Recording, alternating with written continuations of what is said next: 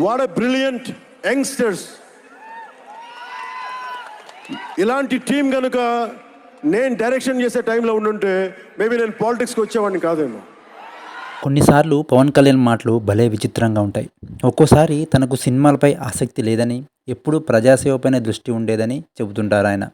Cut చేస్తే cinema అంటే తనకు పిచ్చి అని, అన్నీ అనుకున్నట్టు జరిగితే రాజకీయాల్లోకి వచ్చి ఉండేవాడిని కాదంటారు. ఇలా పరస్పర విరుద్ధ ప్రకటనలు ఇవ్వడం పవన్కు అలవాటు, ఇష్టం కూడా. గతంలోనే ఆయన ఇలాంటి ప్రకటనలు చాలా చేశారు. ఇప్పుడు తాజాగా మరోసారి ఓజీ ట్రైలర్ రిలీజ్ సందర్భంగా ఇదే ప్రకటనను ఇంకాస్త కొత్తగా డెలివరీ చేశారు. సుజిత్ పనితీరును, అతని టీంను మెచ్చుకున్నారు.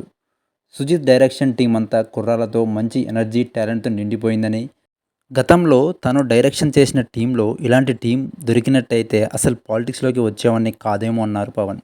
అంటే సినిమాల్లో తనకు సరైన విజయాలు, సరైన టీం దొరక్క రాజకీయాలకు వచ్చానని పవన్ పరోక్షంగా అంగీకరించినట్టయింది. గతంలో ఇలాంటి ప్రకటనలు ఆయన చాలానే చేశారు. ఫలానా సినిమా హిట్ అయితే తన రాజకీయాలకు వచ్చి ఉండేవాడిని కాదంటూ చెప్పుకొచ్చారు. ఒక మనిషికి రెండు అభిప్రాయాలు ఉండటం తప్పు కాదు. కాలాన్ని బట్టి అభిప్రాయాలు మారుతుంటాయి. స్టేట్మెంట్స్లో కూడా తేడాలుంటాయి. కానీ ప్రతిసారి సినిమాలు ఇష్టం లేక రాజకీయాలకు వచ్చాను, సినిమాలు హిట్ అయితే పాలిటిక్స్లోకి వచ్చేవాడిని కాదంటూ ప్రకటనలు ఇవ్వడం బాగోలేదు. దానికి బదులుగా తనకు సినిమాలు, రాజకీయాలు రెండూ ఇష్టమే అని చెప్తే సరిపోతుంది కదా.